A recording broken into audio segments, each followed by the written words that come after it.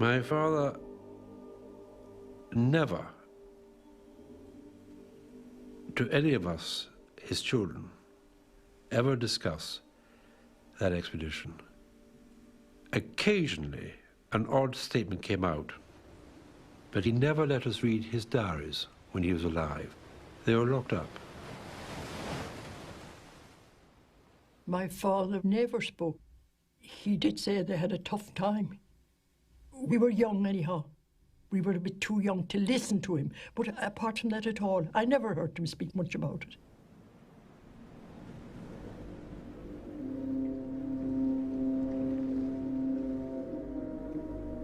The 1914 Imperial Trans-Antarctic Expedition, under the leadership of polar explorer Sir Ernest Shackleton, would have been the last great journey in the heroic age of discovery.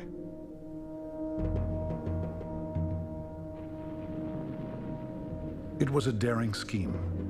A small party was to cross the Antarctic continent for the first time. According to legend, Shackleton announced the expedition in a now famous advertisement. Men wanted for hazardous journey, small wages, bitter cold, long months of complete darkness, constant danger, safe return doubtful, honor and recognition in case of success, Ernest Shackleton. My grandfather, Colonel Ord-Lees, was always looking for an opportunity to do something exceptional, and such an ad would have been catnip to my grandfather. He couldn't resist it. Chippy McNish saw an advertisement in the paper looking for men to go to Antarctica, and he said he might not return. So he went and seen about it and got it. 5,000 men, from sailors to Cambridge-educated scientists, responded. Like Ernest Shackleton himself, they were drawn by hopes of adventure and glory. I had a dream when I was 22 that someday I would go to the region of ice and snow and go on and on till I came to one of the poles of the Earth.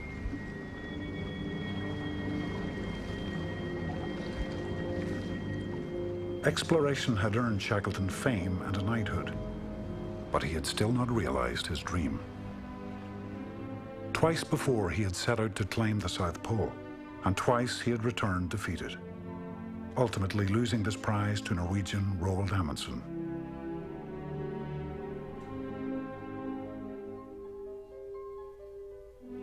Shackleton's new venture captured the British imagination. Not all, however, were impressed. First Lord of the Admiralty, Winston Churchill, for one, viewed the famous explorer as a mere adventurer and dismissed his latest project.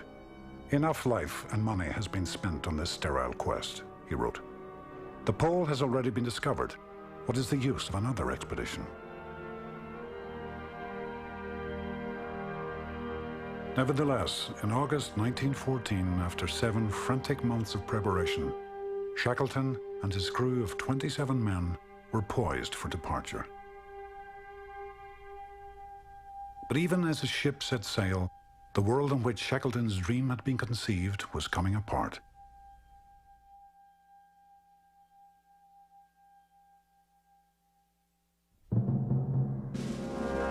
World War I broke out in Europe. Shackleton offered his ship and men to Britain's war effort. The Admiralty declined the offer in a single word: proceed.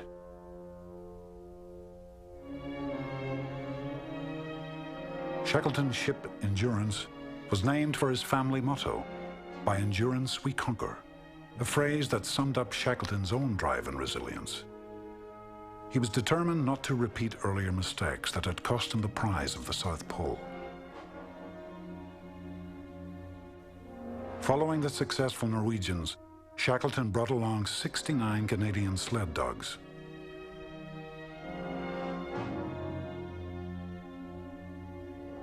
Food supplies would also be depoted for the 6-man sledging party that would make the 1,500-mile journey across the Antarctic continent. Shackleton's own ship would approach Antarctica from the ice-strewn waters of the little-known Weddell Sea. The sea's gateway was the island of South Georgia, the Endurance's last port of call. An outpost of humanity amidst the frozen wastes, the island was home to a handful of small whaling communities run by company men. A local priest romantically described these whalers as a motley race of former noblemen and other fallen creatures who now strip blubber or render oil. Many, if not most, are at odds with life. Ernest Shackleton had something in common with these loners and outsiders. Born in Ireland, he had married the daughter of a well-to-do English lawyer, but he was an indifferent husband and father. A restless soul, he had always been happiest on his far-flung expeditions. He once wrote to his wife, "Sometimes I think I am no good at anything but being away in the wilds." Shackleton was not your 9-to-5 man, your commuting type. He wanted to be a great man. He was searching for greatness, for reputation. And in a sense, I think he would have stuck at nothing to achieve fame and fortune. For all of November, Shackleton and his crew waited, hoping that unusually icy conditions in the Weddell Sea that austral spring would improve.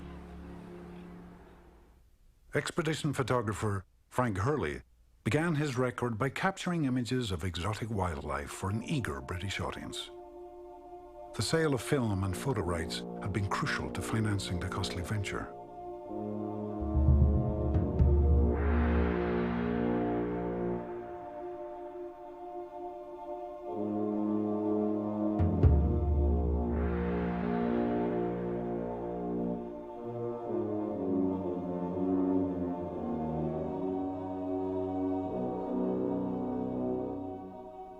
Perce Blackborough, a young Welsh stowaway, sometimes served as Hurley's assistant.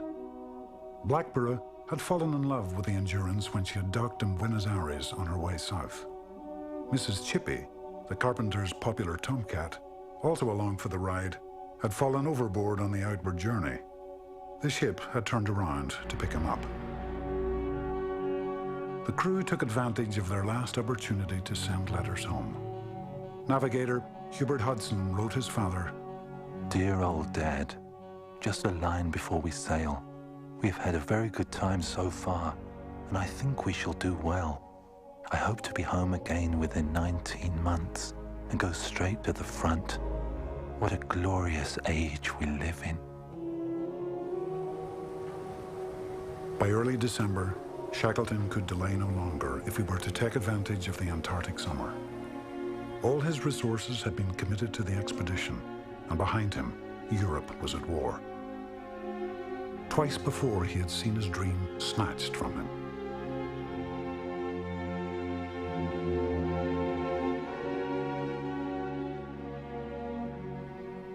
He was now 40 years old, and this was his last chance. On December 5th, 1914, the Endurance left the island and headed south.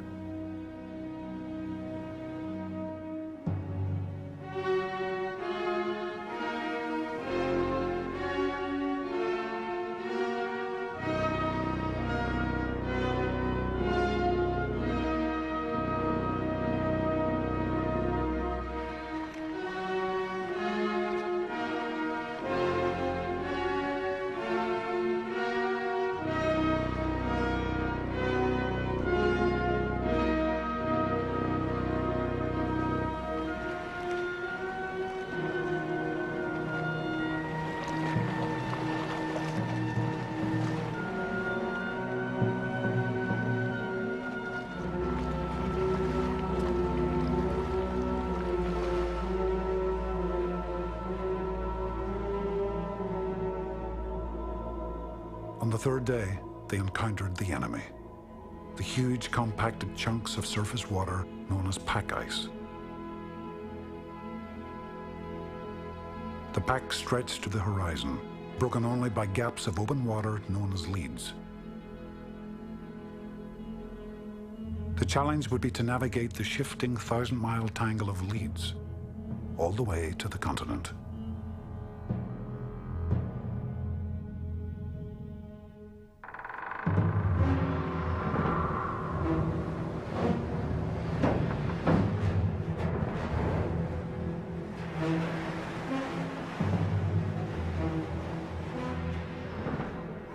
Dr. Alexander Macklin, a Scottish surgeon and one of the dogminders, recorded his observations of the ship's high-spirited captain, Frank Worsley.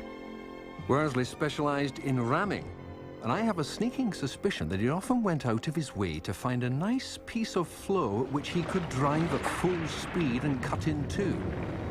He loved to feel the shock, the riding up, and the sensation as the ice gave and we drove through it.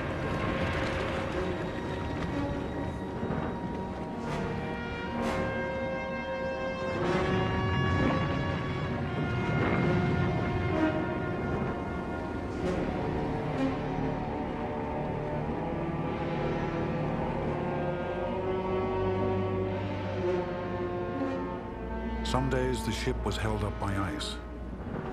On others, she made long runs in open water.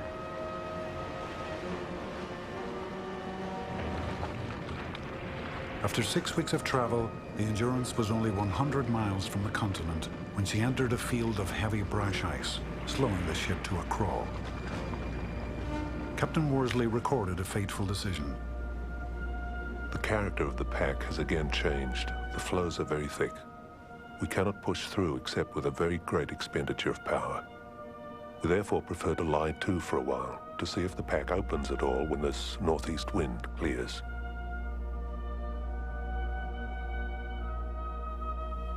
But when day broke, the men found the ice had closed around the ship. No water was visible in any direction. As the days passed, the ice showed no sign of relenting.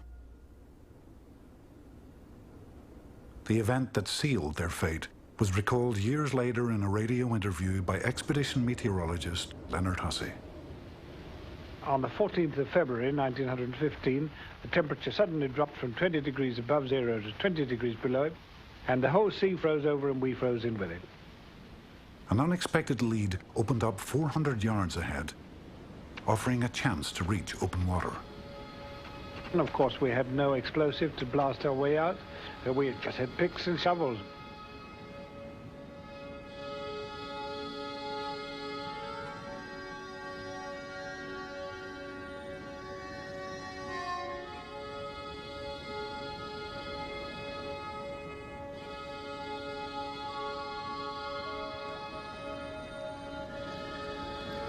For 48 hours, the men attacked the ice.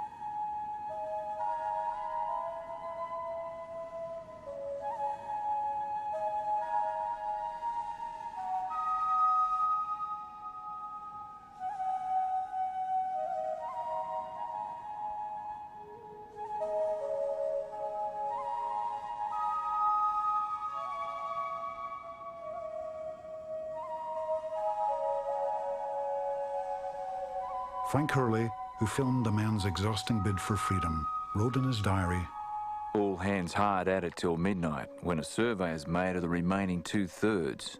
It is reluctantly determined to relinquish the task, as the remainder of the ice is unworkable."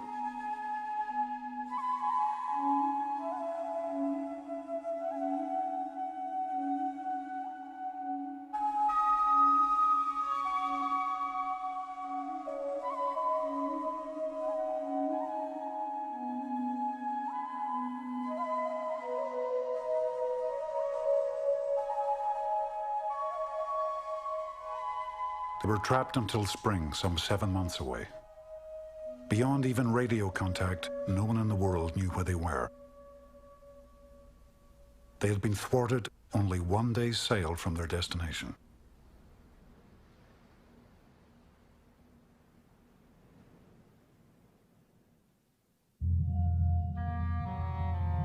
In his diary, Dr. Macklin wrote, "It was more than tantalizing. It was maddening. Shackleton at this time showed one of his sparks of real greatness. He did not rage at all or show outwardly the slightest sign of disappointment. He told us simply and calmly that we must winter in the pack. Never lost his optimism and prepared for the winter.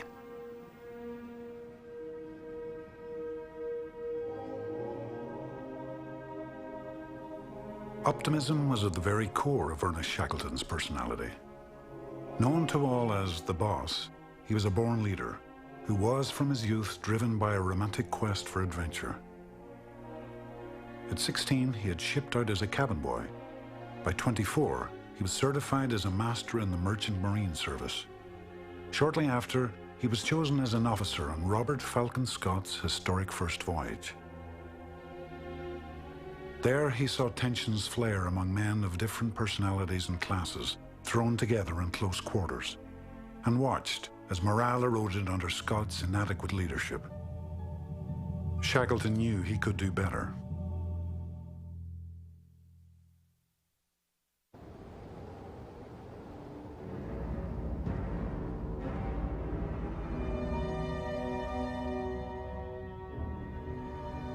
Now his own expedition was in trouble, trapped in the pack ice, drifting helplessly north.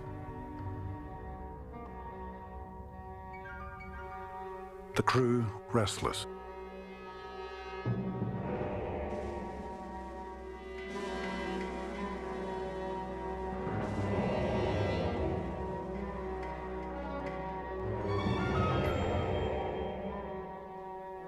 Colonel Thomas Ord Lees, the storekeeper and motor expert, irritated everyone with his superior airs. In a characteristic diary entry, he observed, "I've made a point of sitting at the same table as the fourth officer and the carpenter, who was a perfect pig in every way. But I've done this to try and accommodate oneself to ideas and ways less refined than one's own."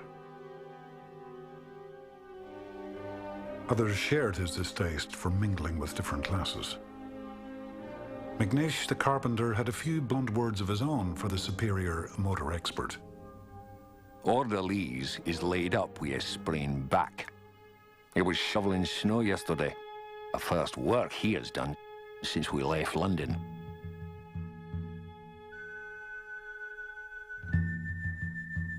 Shackleton insisted the men keep to a strict daily routine and carefully monitored their morale.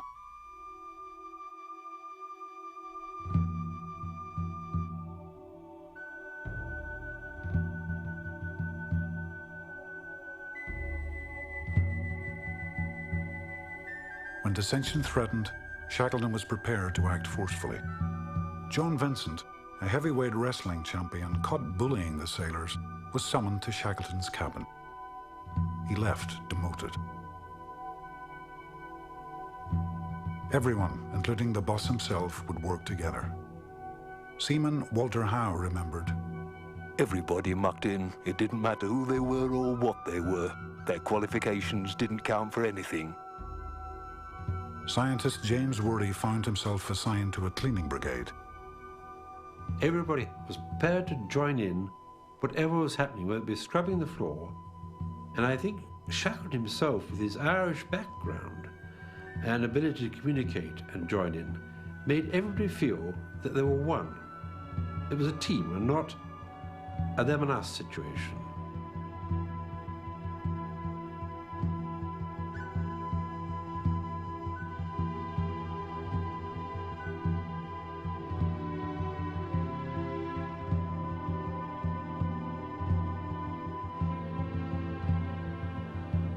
He also communicated to his men that he put them above the object of the expedition. The object was great, but they were more important.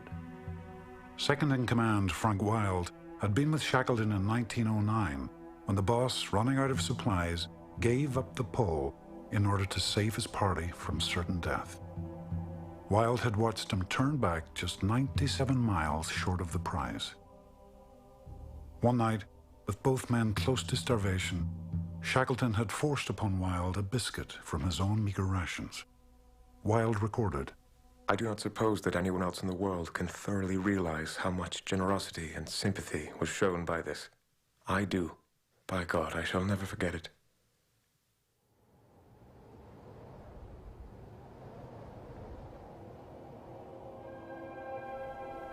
The floating landscape, convulsed into pressure ridges, became more difficult to negotiate. Ice claimed their entire horizon.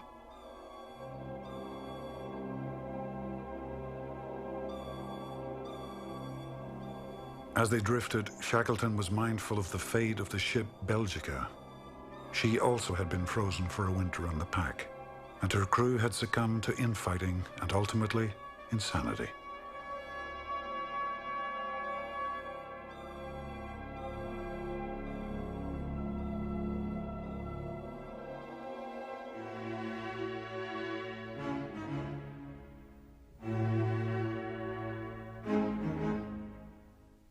The men turned to the dogs, who quickly became indispensable companions.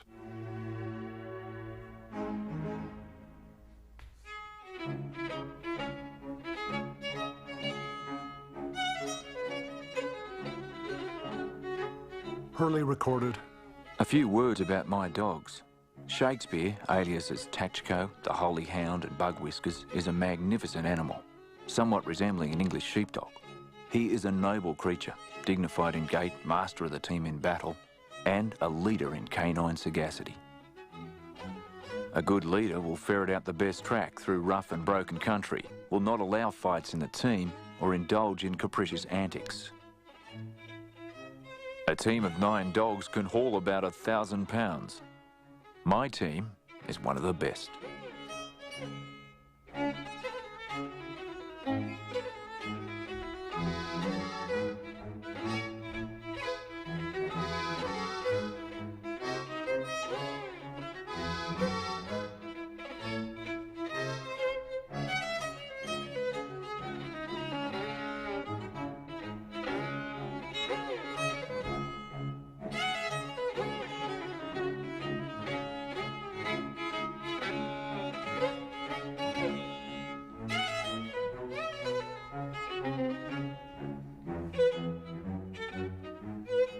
The birth of 4 puppies captivated the entire company. Tom Green, tough sailor that he was, became their adopted father.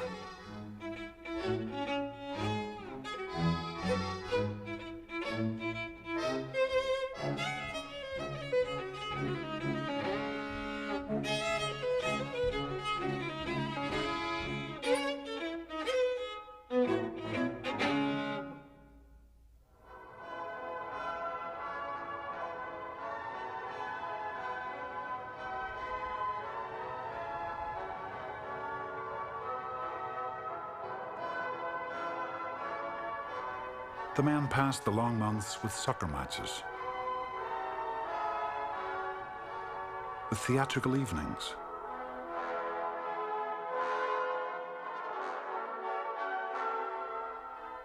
with weekly gramophone concerts,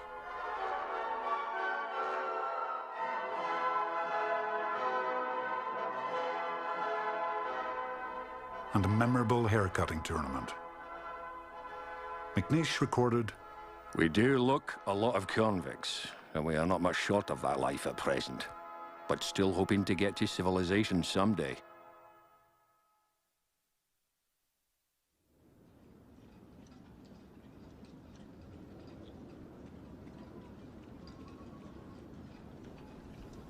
By May, they had been trapped for over 3 months. The sun disappeared beneath the horizon, leaving days dark as night until the end of winter. The neat piles of sledging supplies mocked Shackleton's ambition and the dreams of his men.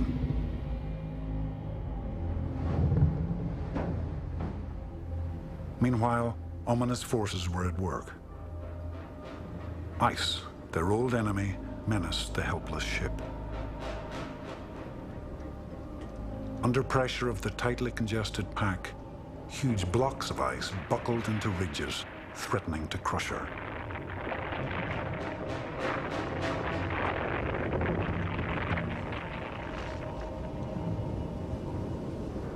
In July, a blizzard raked the Endurance. As the ice groaned and heaved, Shackleton paced his cabin. Captain Worsley recalled, "He said to me, the ship can't live in this, skipper. It's only a matter of time. What the ice gets, the ice keeps." The Endurance survived, but as winter turned to spring, assaults continued.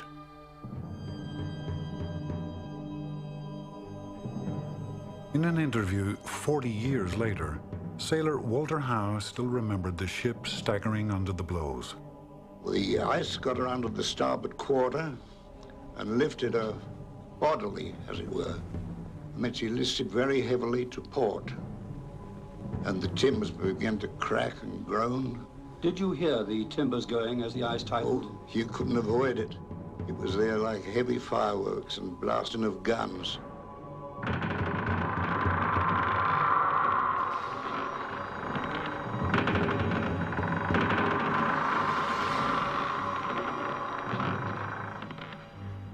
Together, Shackleton and Wild surveyed ice damage.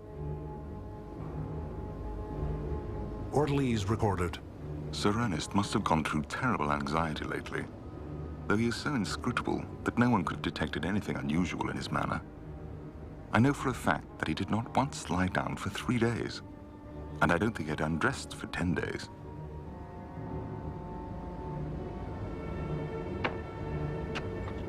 Tirelessly, the men worked to cut the ice away from the ship. Even the usually stoic McNish was shaken. He wrote, "There were times when we thought it was no possible the ship could stand it. Everyone got our warm clothes put up in as small a bundle as possible. I have placed my loved one's photos inside Bible." In late October, the ice struck with renewed force, opening planks of the starboard side. Water flooded the hold. All hands manned the pumps for 3 days and nights to save the Endurance. Hurley wrote, "The ship groans and quivers, windows splinter, while the deck timbers gape and twist. Amid these profound and overwhelming forces, we are the absolute embodiment of helpless futility."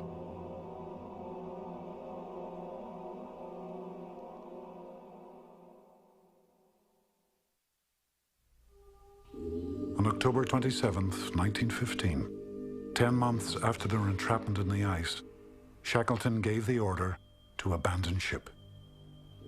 Seaman Howe recalled, Shackleton sent Frank Wild along forward, who explained to us that it was a case of get out.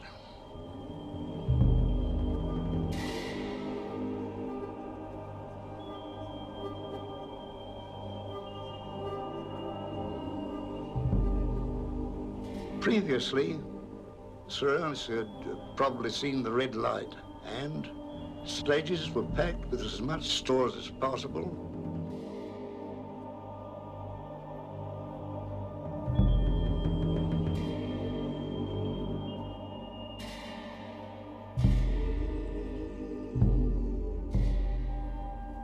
You've got to remember that the sailor is a sailor, and that's his ship, his home. And once he's off that ship, he's at a loss. The adventurers of the expedition are the people that expected to stay and knew what they were up against, like Tom Crean and Worsley, Shackleton himself, Wild. They adapted a little bit easier, although it was still tough.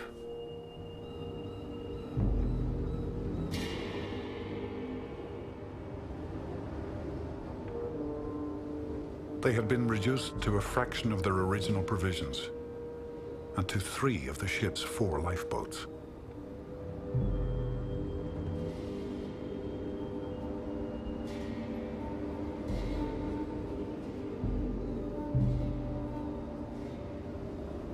was minus 15 degrees Fahrenheit. Tents and clothing had been salvaged, but there were not enough fur sleeping bags to go around. William Begwell, an American sailor, recalled the lottery Shackleton arranged.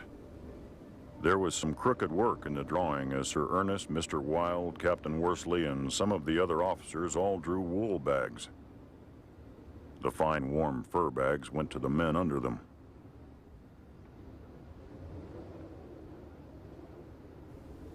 In the chill morning, Shackleton gathered the company to explain his plan. Dr. Macklin recorded, As always with him, what had happened had happened. Without emotion, melodrama, or excitement, he said, "Ship and stores have gone, so now we'll go home."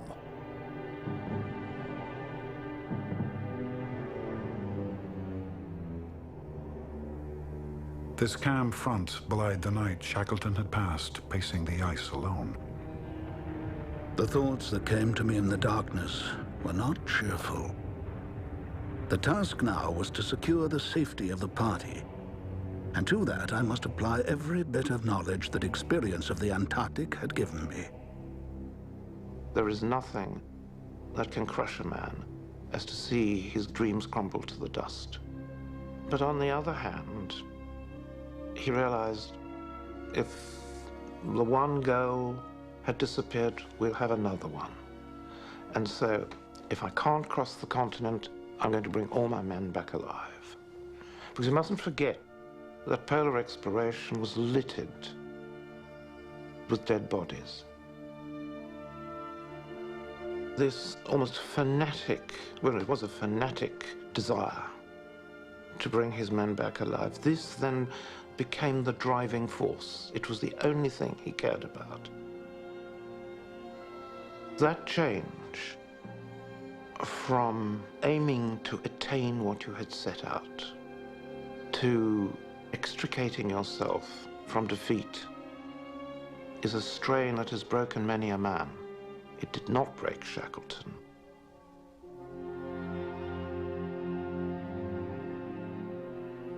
Shackleton's first impulse was to march to the nearest land, some 350 miles to the west. The men were allowed 2 pounds of possessions each, with few exceptions. Hussey was allowed to keep his banjo, which Shackleton called vital mental medicine.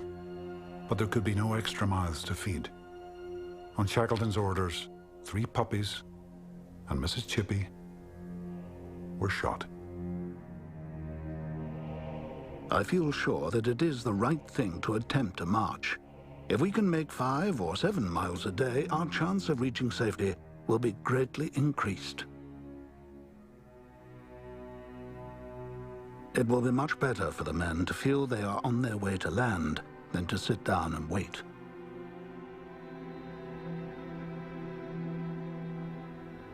But after 3 days of hard slugging, they were still within sight of the ship.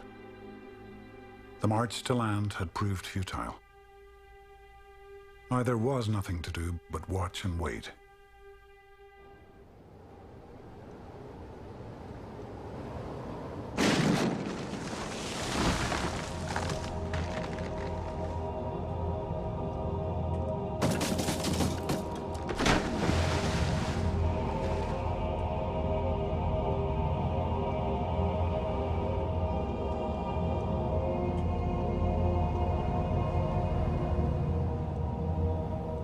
Food and supplies were salvaged from the collapsing ship. The men scoured her broken deck, retrieving what they could and hauling it back to camp. Frank Hurley conducted a salvage operation to his submerged stockroom. He wrote, "During the day, I hacked through the thick walls of the refrigerator to retrieve the negatives stored therein. They were located beneath 4 feet of mushy ice. And by stripping to the waist and diving under, I hauled them out."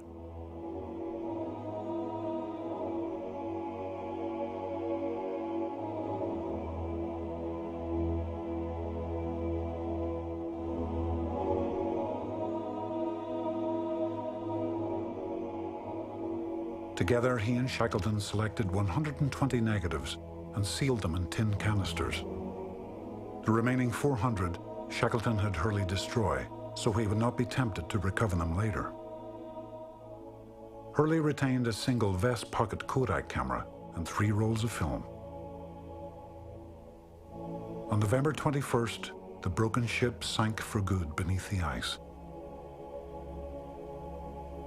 Shackleton recorded simply, "At 5 p.m. she went down. I cannot write about it." Now, nothing remained of the Endurance and her long battle, except Hurley's images.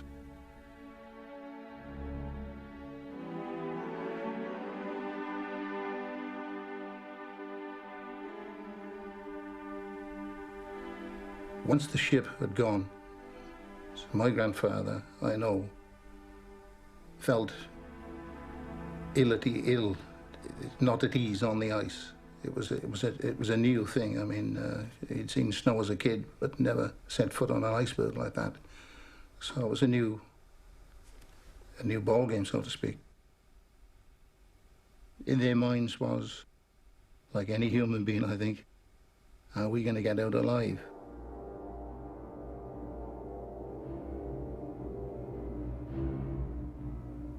The drift of the pack had carried the men 1,300 miles since they were trapped. Now they hoped the same drift would bring them to land.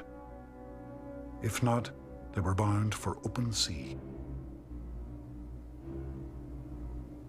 Hurley wrote, "It is beyond conception even to us that we are dwelling on a colossal ice raft, with but 5 feet of frozen water separating us from 2,000 fathoms of ocean, and drifting along under the caprices of wind and tides, to heaven knows where."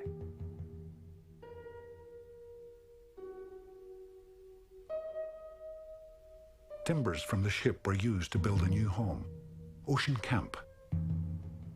The wheelhouse became the new galley. Hurley ingeniously converted part of the ship's boiler into a stove, which was fueled by penguin skin and seal blubber. A daily routine was established. Hunting for penguins and seals became the main activity.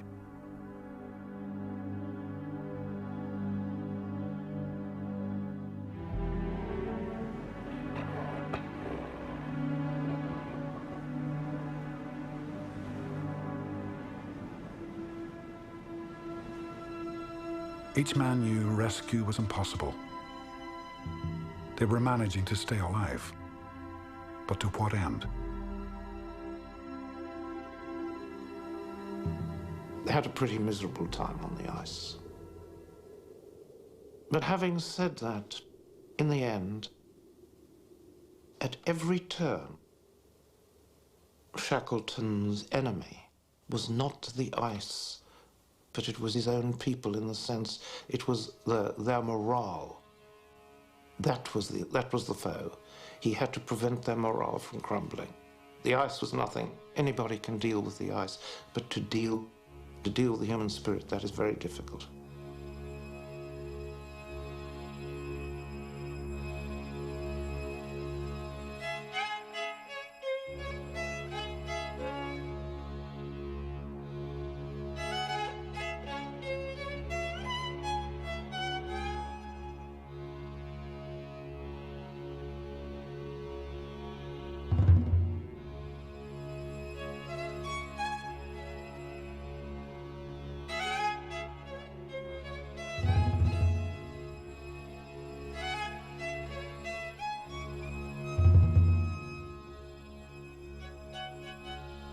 One month after abandoning ship, a bout of sciatica sent Shackleton to his tent for 2 weeks.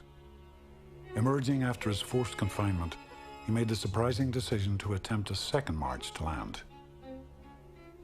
In his memoir, he related, "A buzz of pleasurable anticipation went round the camp at this announcement." Nothing was further from the truth.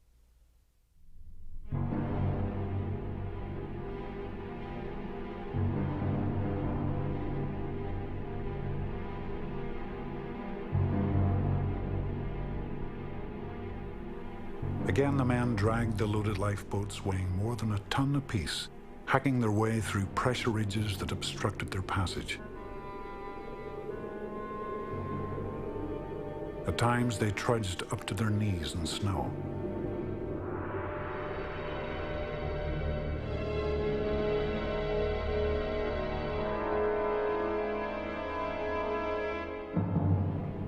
On the fourth day, McNish dug in his heels.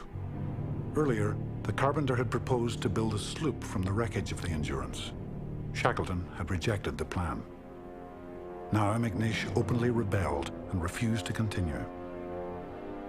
His duty to obey orders, he asserted, had ended with abandonment of the ship. Chippy was a man who didn't like being told what to do. You know what I mean? It's all one who you were. If Chippy didn't like it, Chippy would tell you. This is the kind of man he was. I mean, authority meant nothing to him. Shackleton called the men together and read ship's articles, dramatically asserting his command. Despite the loss of the ship, he announced, all men would be paid wages until they reached port.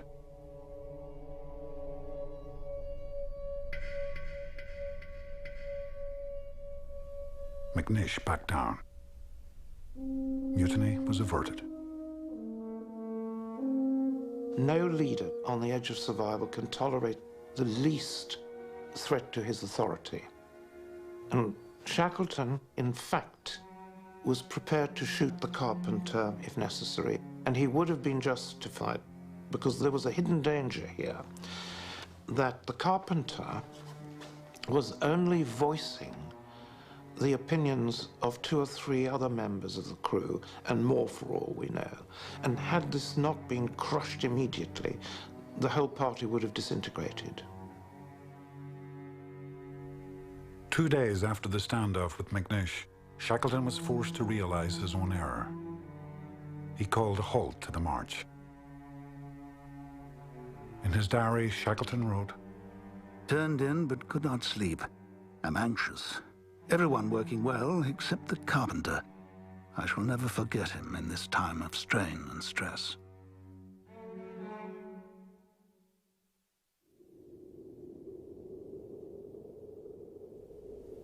Shackleton had put down the rebellion, but he could not quell all doubts that threatened to erode his authority. A week of back-breaking effort had left his men worse off than before. Precious equipment had been left behind. Life at their new base, Patience Camp, would be much harder. More questions arose about the boss's judgment. Food supplies were running out, but Shackleton had imposed strict limitations on the amount of penguin and seal meat stockpiled, insisting he would get them off the ice before winter. Lionel Greenstreet, the ship's first officer, openly questioned the boss's philosophy. His sublime optimism all the way through is, to my mind, absolute foolishness. Everything was going to turn out all right, and no notice was taken of things possibly turning out otherwise. And here we are. Shackleton retorted, "You're a bloody pessimist." For once, Ordleys voiced the fears of many. They had to have meat, he put on record, in the event of another winter on the floes. It was important to have, just like ammunition, to have supplies. And the famous statement of Wellington, wasn't it, that the army marches on its stomach? That seemed to him to be elementary.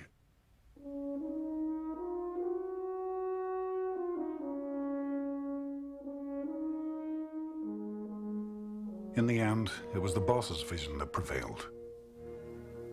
Shackleton's great characteristic was the ability to compel loyalty, even against his men's better judgment. Now, this has got to do with some force of character, some flame that burns within a man. Game grew scarcer. There was no food for the dogs. Shackleton gave Wilde the unhappy command to shoot some of the dog teams. Early paid a last tribute to his old companion. Hail to thee, old leader Shakespeare. I shall ever remember thee. Fearless, faithful, and diligent.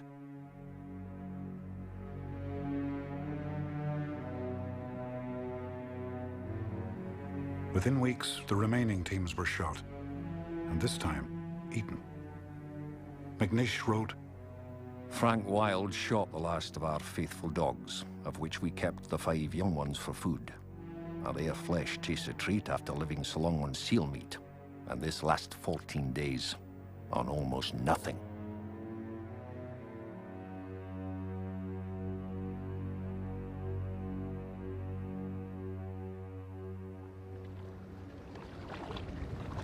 As the men drifted to the edge of the pack, the ice began to disintegrate around them. One day, Ordlees awoke feeling seasick. The ice had become so thin that the swell of the ocean could be felt through it. Soon, nothing would be left beneath them.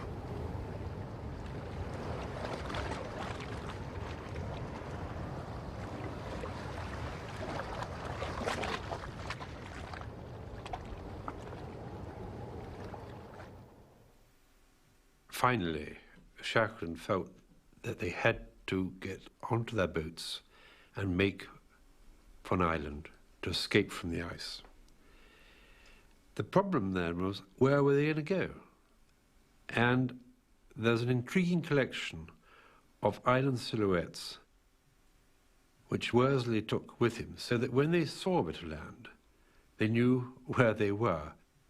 Because otherwise, how do they know what they're going to see? Their navigation, however brilliantly it was done, was primitive. And they embarked on this boat journey from the ice, not knowing where they were going to end up. Several landfalls were possible. The closest were Clarence and Elephant Islands, some 100 miles to the north. Deception Island, over 150 miles to the west, was known to have supplies for shipwrecked mariners. Shackleton chose Deception Island. Their 3 small lifeboats would carry all 28 men on a journey that would last no one knew how long.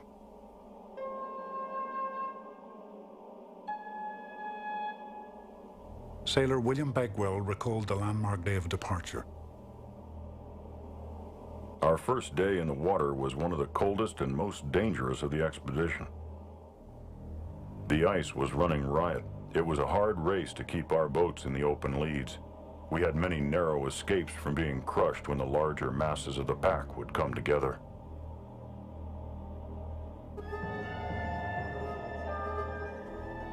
During the first few days of their journey, they pulled their boats from the water each evening to sleep. Without the movie camera, and with little film to spare, it would be left to expedition artist George Marsden to record their tenuous camps on the drifting ice.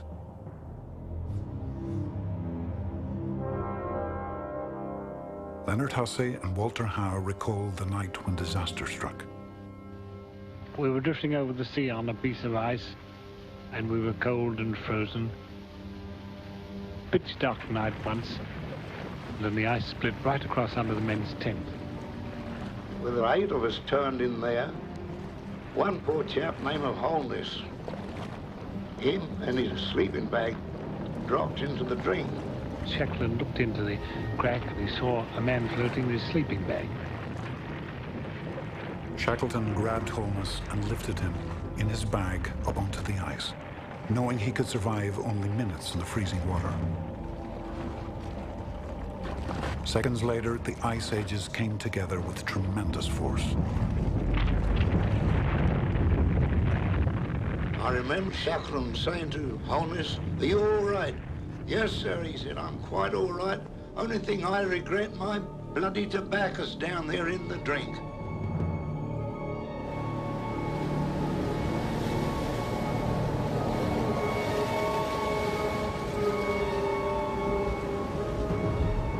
Shackleton recorded, "Constant rain and snow squalls blotted out the stars and soaked us through. Occasionally the ghostly shadows of silver, snow and fulmar petrels flashed close to us. And all around we could hear the killers blowing, their short, sharp hisses sounding like sudden escapes of steam."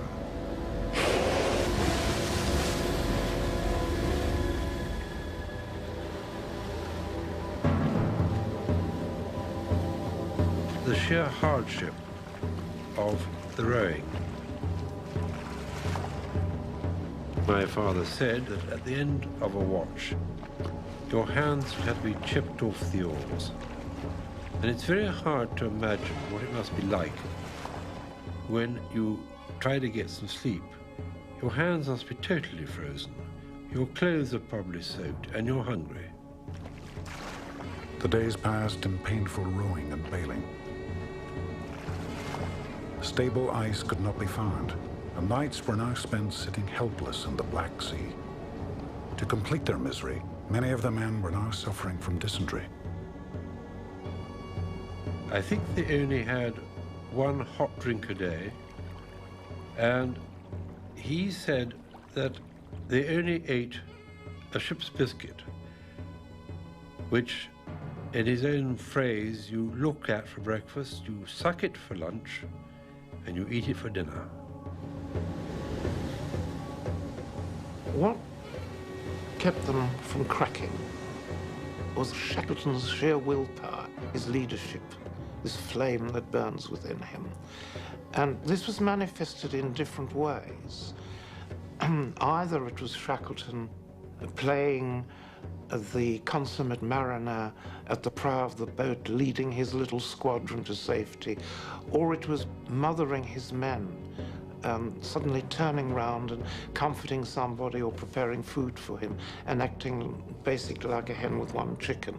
And the next minute he was a martinet driving his men on.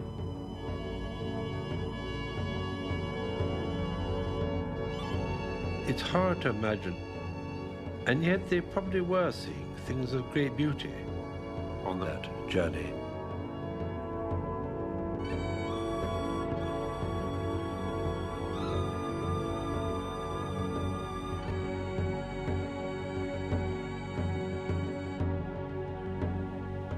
We were all laced together, the three boats, on account of the bad weather. And during the night, several whale, I don't know what species, were blowing around us. And had they gone over one of our tow ropes, the three boats would have certainly disappeared. And also us. For days and nights, with no sleep, the helmsman manned the tillers. When Worsley was relieved of his shift, he had to be laying in the boat and opened slowly from his crouching position like a jackknife.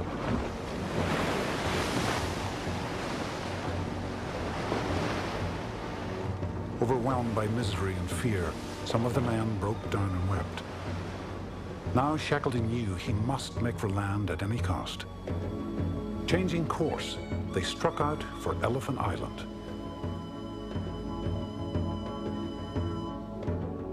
On the evening of the 6th day, the skies to the northwest darkened and a gale swept down.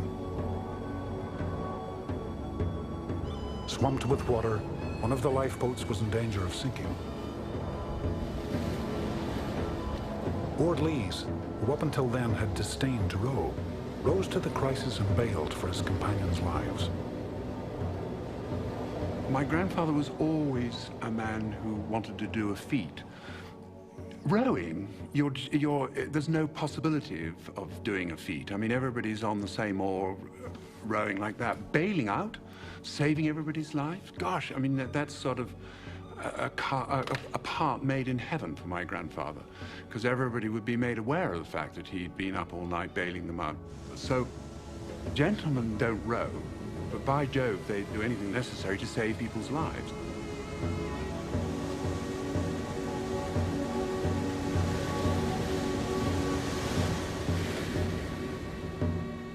When dawn broke, Shackleton recorded, "The weather was very thick in the morning. Indeed, at 7 a.m., we were right under the cliffs, which plunged sheer to the sea before we saw them." Elephant Island. The men had been 7 bleak days at sea and over 5 months on drifting ice. It was a year and 4 months since they had touched land.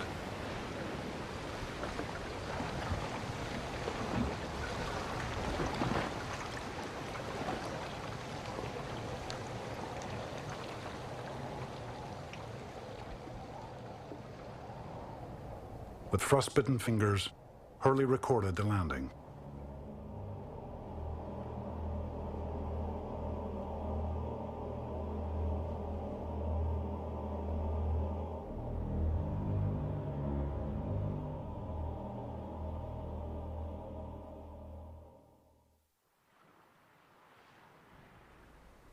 In his diary, Hurley wrote, "Many of the party were emaciated by exhaustion, fatigue and exposure.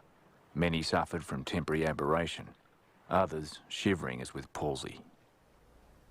The men reeled along the beach as if drunk, some burying their faces in the stones. Wordy recalled more chilling behavior. Some fellows were half crazy.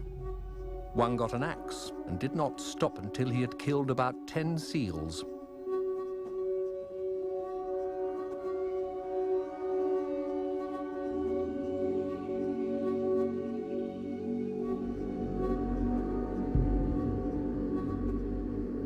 Shackleton ordered food prepared.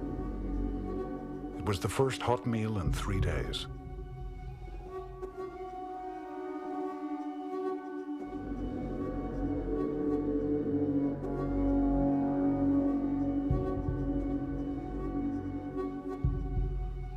Hurley described the first night. Tents were hastily erected, all turned in, and almost instantly were deep in slumber. How delicious to wake in one's sleep and listen to the croaks of penguins mingling with the sea. To fall asleep and awaken again and feel this is real. We have reached land. Land, such as it was a low sliver of beach that offered no shelter. 2 days later, Shackleton led the men to a second location on the western side of the island. The new campsite was called Cape Wild, after Frank Wild. To the sailors, it was Cape Bloody Wild. The boats landed in sleet and rain. By night, a gale blew up, ripping one of the tents to shreds and blowing equipment out to sea. Men crawled under the boats for shelter and lay shivering in their Burberry tunics as the wind heaped snow upon them. The blizzard raged for 5 days.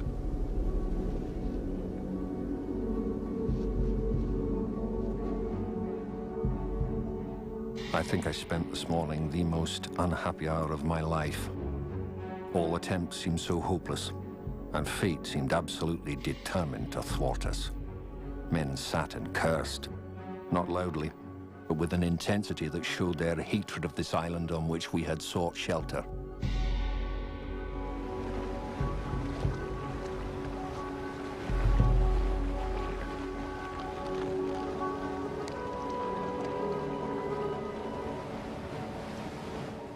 Shackleton had saved his men, in the sense he'd got them all alive out of the ice and onto terra firma. But now how to get back to civilization? Elephant Island was off any conceivable shipping route. Not only that, she was nowhere near the routes of the whalers and sealers that used to come down there. So somehow Shackleton had to get his men to a port of call, even if it was only a lonely island where the sealers came. Staring down impossible odds, Shackleton made a bold decision. He would not wait. He would sail for rescue. Cape Horn, the closest land, was beyond reach, as it would mean sailing against the prevailing wind. But in the path of the westerlies was the island they had set out from, South Georgia. The plan was made. Shackleton would take a 22.5-foot-long boat 800 miles across the world's most dangerous ocean. Work began immediately on the James Caird. Earlier, McNish had raised her gunnels with wood from packing cases. Now, he scavenged the other two boats to reinforce her. The seams were sealed with Marston's oil paints and seal's blood. Her deck was canvassed. It wasn't only that McNeish was a good shipwright, a good ship's carpenter, but he appeared to have something extra. He had a streak of ingenuity, of the real ability to improvise, to make something out of nothing. And I think this was connected with a strain of perversity, of cussedness. And here's another paradox. This was the mutineer who'd come good. Shackleton chose the strongest and most seasoned sailors for the journey. With the greatest pride, McNeish recorded his own inclusion in the six-man crew. He would be joined by Tom Crean and Tim McCarthy, both Irish sailors and stollards of the voyage to Elephant Island. The demoted boatswain, John Vincent, was also redeemed. Shackleton recognized his strength and skill, the result of his years on fishing trawlers in the brutal conditions of the North Atlantic. Captain Frank Worsley had navigated the boats to Elephant Island. Now he would have to find a tiny speck of land in a limitless ocean. Pacing the shore, he checked and rechecked the chronometer that would be critical to his navigation. Frank Wilde, Shackleton's right-hand man, would be in charge of the men left behind. As the expedition was split for the first time, Wilde's unenviable commission was the care of 21 demoralized, partially incapacitated men on a deserted, wind-wrecked island.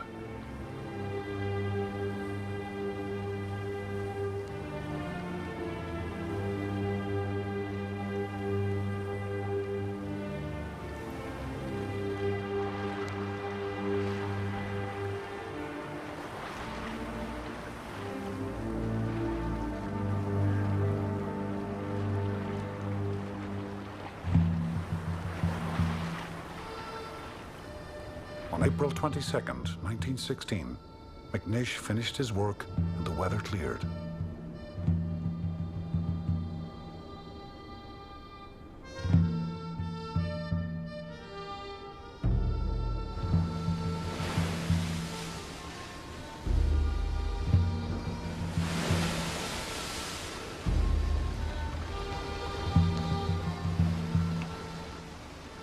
Moored offshore, the Caird was loaded with 2 tons of stone ballast for stability on the towering waves.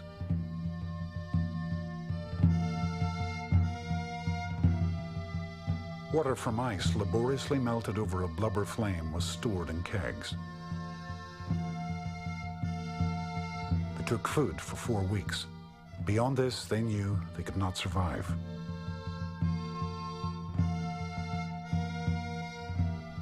Standing back on the beach, Hurley captured the moment of departure as the men left behind bravely cheered the Caird on her way.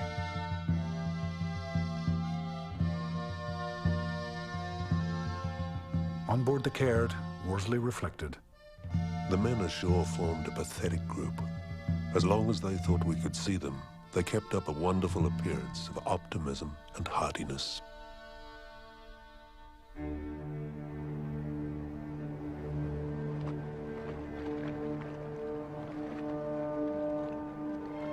Elephant Island receded into the distance as the Caird departed on a day of rare sunshine and calm seas.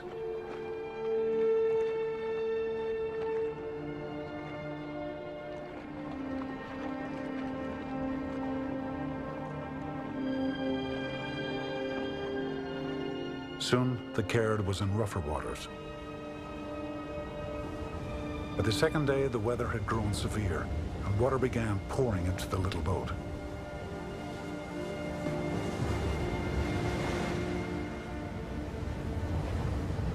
Frank Worsley recalled.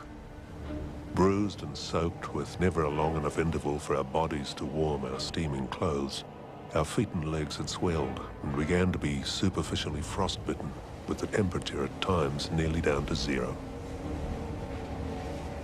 McNeish alone attempted to keep a sea log, but on the 9th day he abruptly broke it off. They worked round the clock on 4-hour shifts. 3 men vainly attempting to sleep on the rocky ballast below, while 3 others held watch above, bailing pumping, trimming the sails, fighting to keep the Caird afloat.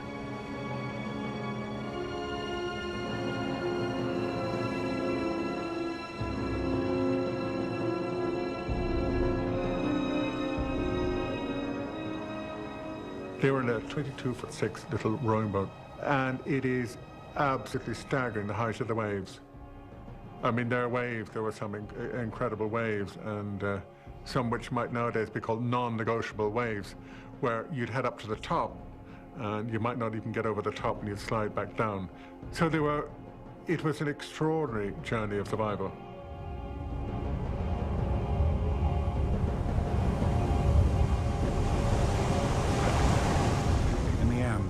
Everything depended on Worsley. He had learned to navigate in the high surf of the South Pacific, but nothing could compare to his present challenge. To chart the Caird's position, Worsley needed to read the sun's relation to the horizon. But the sun rarely appeared in the overcast sky, and the horizon became almost impossible to find behind the waves. Even to attempt a sextant reading, he had to be braced by men on either side, as the boat heaved and pitched her way through the water. You mustn't forget, every degree mistake you make is 60 miles of latitude, and they only had about 10 miles leeway in 800 miles in order to reach safety. In 800 miles of stormy travel, Worsley was able to take only 4 sightings. The remainder of the journey he navigated by dead reckoning, the experienced sailor's instinctive gauging of speed and direction, or merry guesswork as he called it.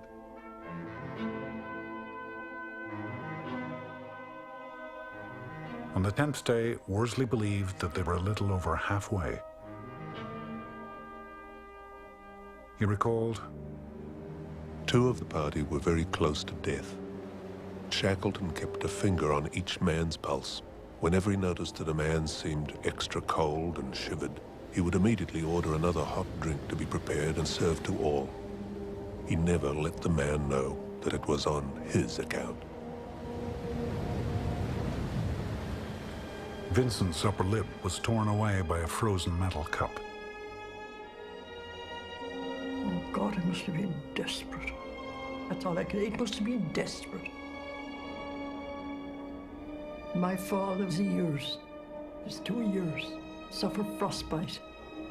They were like boards. On the evening of May 7th, the 14th day at sea, a piece of kelp floated by. Land was near. Worsley recalled this moment. We looked at each other with cheerful, foolish grins. The thoughts uppermost were, "We've done it."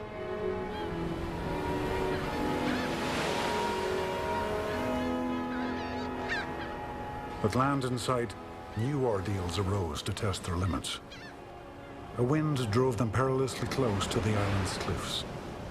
Soon this wind increased into hurricane force, descending upon them from the darkening skies. This is where Worsley came into his own, because he understood the way a sailing ship worked. And so he performed a miracle there with a round-bottomed whaler whose profession was making leeway, not built for sailing into the wind. Somehow he clawed his way offshore and into the wind. The hurricane raged for 9 hours. Then the wind veered, carrying them from destruction. Shackleton recorded, "I stood offshore, tired almost to the point of apathy."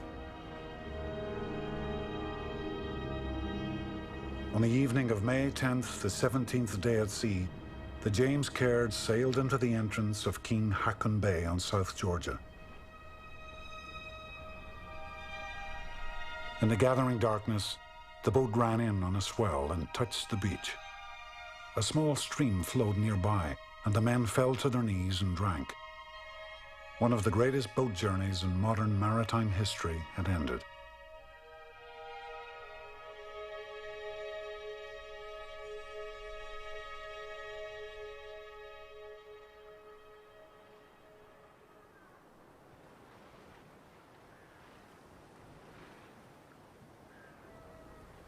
Above them, the hill was green with tussock grass, the first vegetation they had seen in 17 months.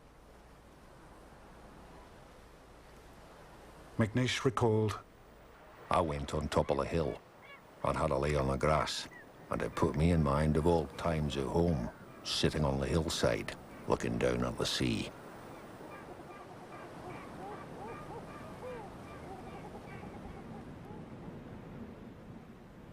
Suddenly, home, rescue seemed possible. There was only one catch. The whaling stations lay on the opposite side of the island. Neither crew nor boat were fit for another sea journey. The island would have to be crossed on foot. It was a terrible setback. I think that most men, under those circumstances, without Shackleton's leadership, they might have collapsed morally there, and therefore not survived. He took it all in a very matter-of-fact way. He gave the impression that everything would be all right in the end. Their single map showed only the island's coastline. The interior was unknown. Icy and forbidding, prey to sudden blizzards and hurricane-force winds, the whalers considered it impenetrable. This chaos of peaks and glaciers had never been crossed.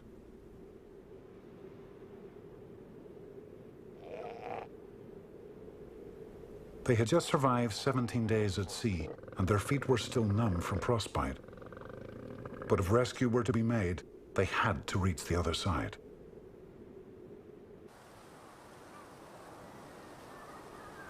Shackleton decided to take with him Crean and Worsley, leaving behind the other men who were not fit for the journey.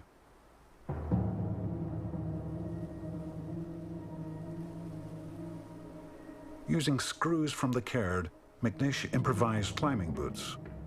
The frost of night would harden the snow, making it easier to cross. But there could be no stopping, or they would succumb to the cold.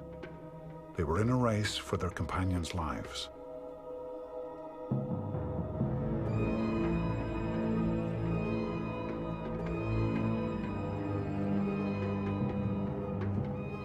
Too weak to carry anything but bare necessities, the three men took a length of rope and a carpenter's adze as their only equipment.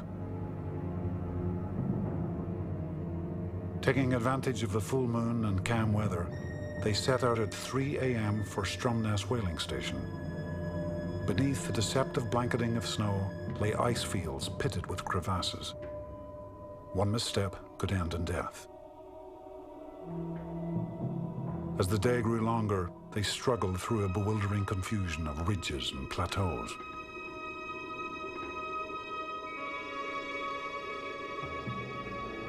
Time after time, they would ascend a summit, only to find a precipice on the other side.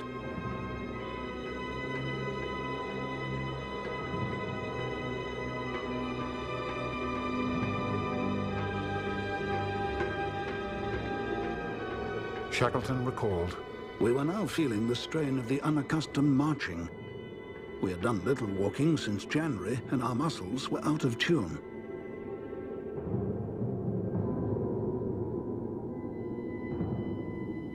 By evening, they were again high on a treacherous pass, too steep to climb down.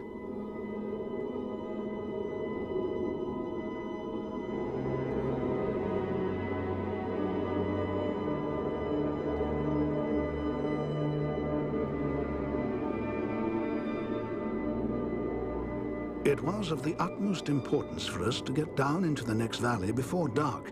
The night temperature at that elevation would be very low. We had no sleeping bags.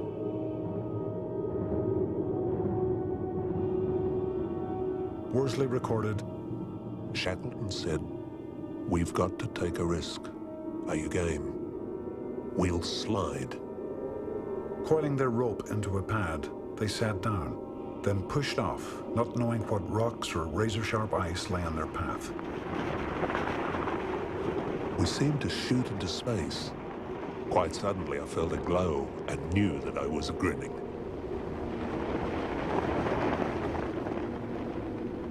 We finished up at the bottom, in a bank of snow. We picked ourselves up and solemnly shook hands all round.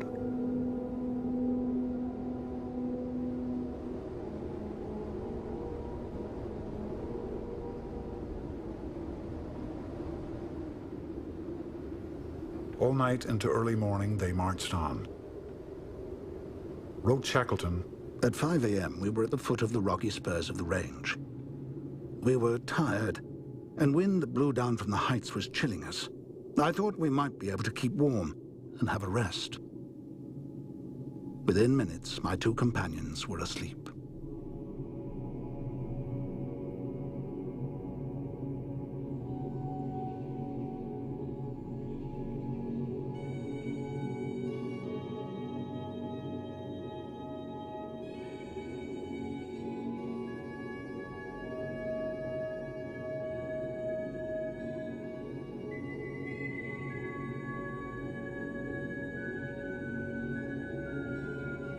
I realized it would be disastrous if we all slumbered together, for sleep under such conditions merges into death. After 5 minutes, I shook them into consciousness again, told them they'd slept for half an hour, and gave the word for a fresh start.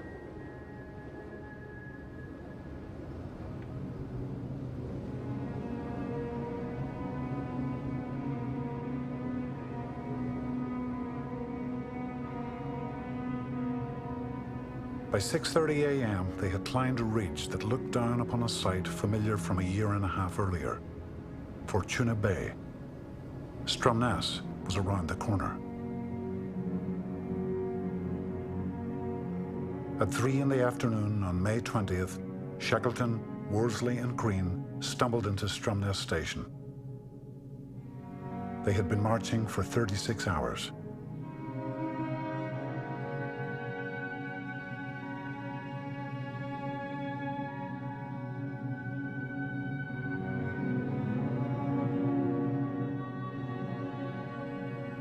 At the home of Thurl Surley, the station manager, they knocked on the door. "Who the hell are you?" Surley reportedly asked. "My name is Shackleton," came the answer. The waiting manager couldn't recognize them because they were dirty, emaciated. They were soot-grimed because of living over blubber stoves for so long. Their clothes were filthy, their hair was uncut. They were like men returning from the dead.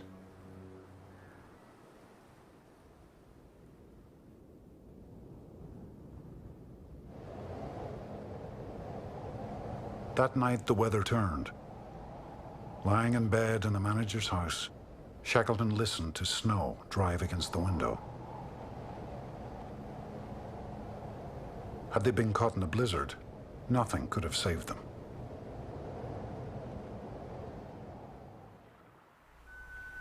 Years later, Shackleton would give a mystical account of the crossing of South Georgia. I know that during that long and racking march of 36 hours over the unnamed mountains and glaciers of South Georgia, it seemed to me often that we were 4, not 3.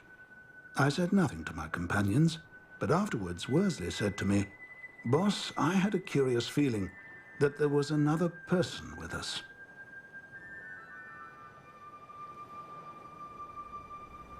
The fourth man, I suppose, was the man above. They must be deeply religious at the back of everything. They must.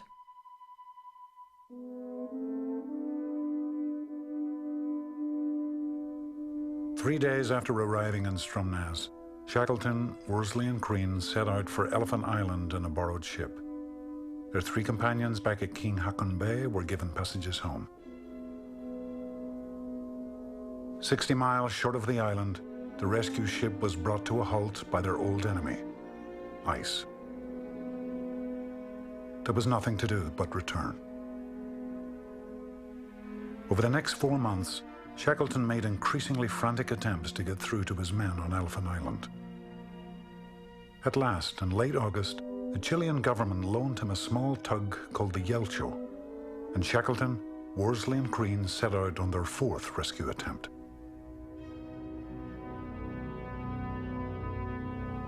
Elephant Island. The rescue party was now at least 10 weeks overdue. In his diary, Ordlees wrote, August 26th, 1916. Another wretched day. Very dull and draining. What little seal meat we have left is tainted, for we've picked it over so often that nothing but the most decomposed remains. The 22 men had passed a sunless winter living in a small hut made from the overturned boats.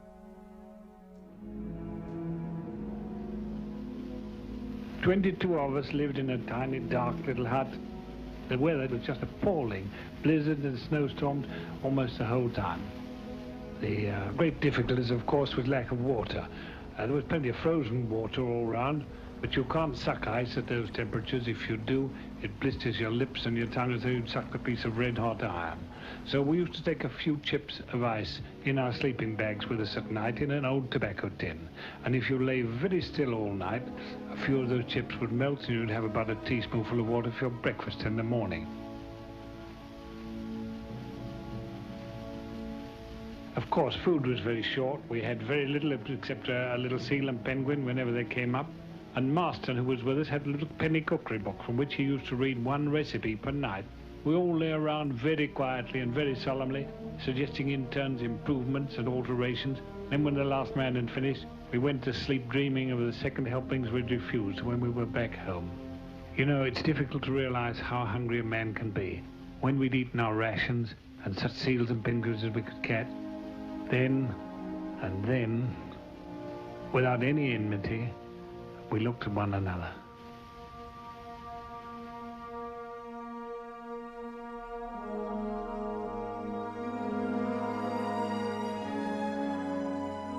Each day, Wilde roused the company from their bags with the cry, "Lash up and stow, the bus may come today."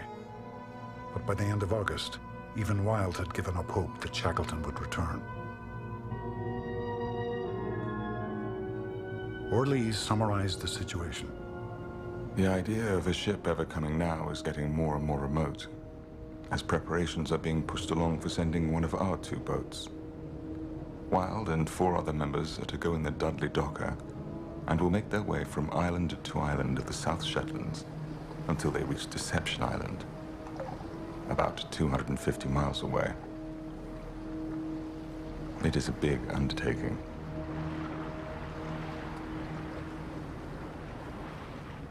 On August 30th, 1916, the men were gathered in their hut for a lunch of boiled seal backbone. Marston and Hurley remained outside, shelling limpets picked in the shallows. Suddenly, Marston put his head inside the hut. Macklin recalled. Marston burst in asking if it would not be a good thing to send up smoke. Wilde called out to know what was the matter, and Marston replied with the magic words, "A ship!"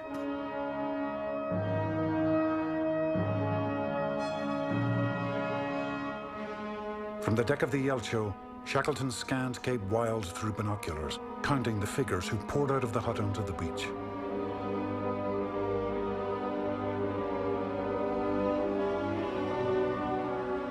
Frank Worsley recalled. 2, 5, 7, and then an exultant shout, "They're all there, skipper. They're all safe."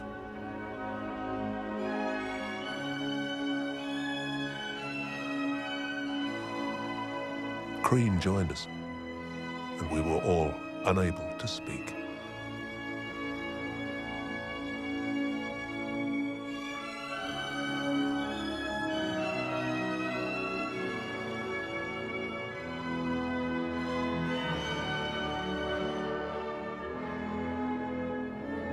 All hands were safe.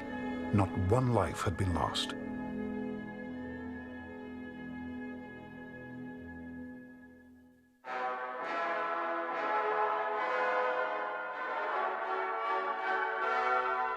An ecstatic welcome greeted Shackleton and Punta Arenas. Although Germany was at war with Britain, the German community raised flags of celebration.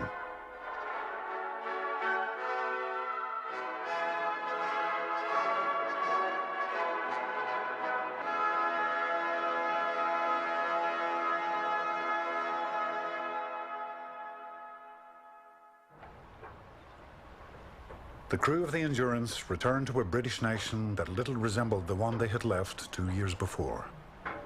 When Shackleton and his men had left England, the Great War had just started, and their minds were still in Edwardian England. But when they returned to civilization now, they'd entered the modern world, and the war, as it turned out, was beyond their comprehension. And because of the dreadful carnage on the battlefields in Europe, Shackleton rather disappeared. And in any case, he was the wrong kind of hero for England at the time. The British wanted dead heroes, and they had lots and lots of dead heroes.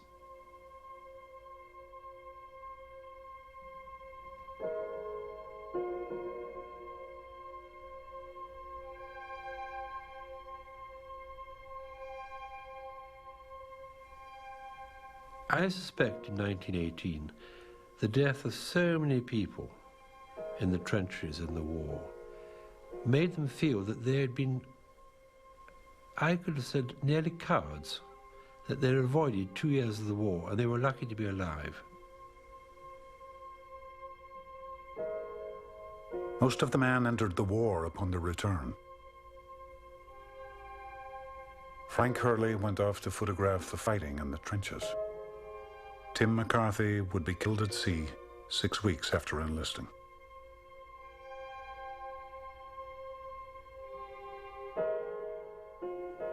McNish emigrated to New Zealand, working on the docks before suffering a crippling injury. Most members of the expedition were awarded the Polar Medal, but Shackleton withheld this honor from McNish and 3 others. The carpenter's brief rebellion on the ice had cost him dearly.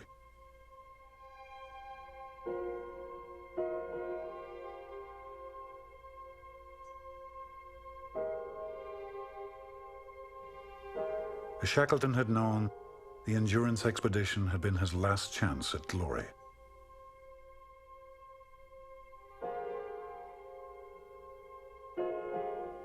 In 1921, he headed south once more, joined by a handful of the old Endurance crew: Worsley, Macklin, Green, Hussey, and Frank Wilde. The goal of the expedition was unclear. All that mattered was that they were heading south again.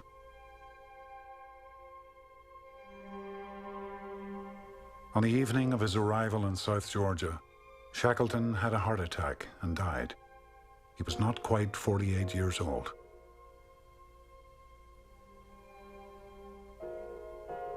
At the request of his wife, his men buried him in the island's small whaling cemetery.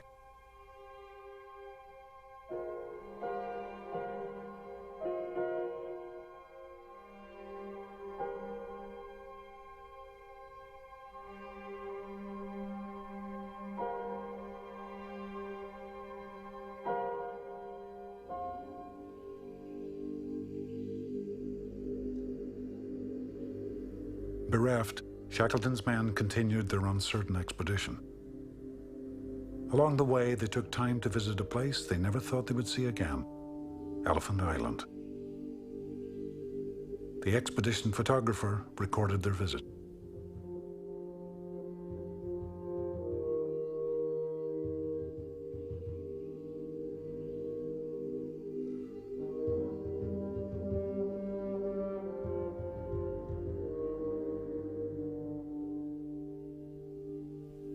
Confronting the sight of their dark winter, they were overcome with unexpected nostalgia. Macklin. We have stood gazing with binoculars, picking out and recognizing old familiar spots. Ah, what memories. What memories. They rush to one like a great flood and bring tears to one's eyes. And as I sit and try to write, a great rush of feeling comes over me and I find I cannot express myself. Once more I see the old faces and hear the old voices. Old friends scattered everywhere. But to express it all, I feel, is impossible.